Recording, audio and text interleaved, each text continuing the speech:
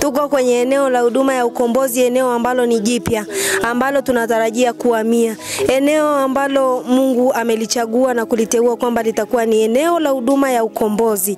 Kwa kweli mandhari ya eneo ni nzuri na sio mbali, pia na barabara kwa wale ambao tayari wanatarajia kuja kwenye eneo hili. Niwatie moyo kwamba tumepata eneo zuri, sehemu nzuri, sehemu ambayo sio mbali sana na barabara, sehemu ambayo unaweza ukafika kirahisi wakati unapotaka kumtafuta Mungu kwa ajili ya shughuli zako, kwa ajili ya maisha yako, kwa ajili ya familia, kwa ajili ya kizazi. Ni sehemu nzuri iliyokaa vizuri.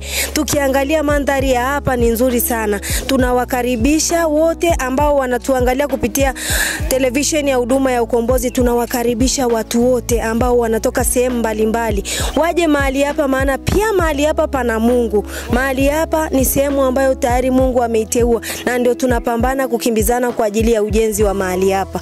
Mungu awabariki sana, mkaribie kwa wingi, kwa wingi, kwa wingi sana. Kama tulivyokuwa katika jengo letu la maeneo ya Sabato, basi tuje kwa nguvu, tuje kwa wingi, maana mahali hapa. Kwa majina naitwa Julius Mpanda, ndio ambaye ni mhudumu katika huduma ya ukombozi. Na ukiwa pia kama mwenyekiti wa majengo, kwa siku ya kwanza kufika katika uwanja huu ambao jema jipya linakwenda kuketishwa eneo hili hapa, una jambo gani la kumwambia mtazamaji kwa siku ya kwanza kufika eneo hili, na ni kipi hasa mmeanza kukifanya? Kwa kweli imekuwa ni siku ya baraka, kwa sababu ndio siku ya kwanza kabisa ambayo tumeanza. Ndio. Hapa kama unapoona palikuwa pachafu kabisa, ilikuwa ni pori. Lakini watu kwa kweli walipata mwitikio mzuri, walikuja watu wengi wa kutosha. Na kazi ya Mungu imefanyika kwa kiwango kikubwa, kwa sababu pamekuwa pasafi kama unavyoona. Ndio. Imekuwa kama vile uwanja wa mpira sasa. Pori limeisha. Ndio. Na kama unavyoona hizi kamba ni msingi umepimwa tayari.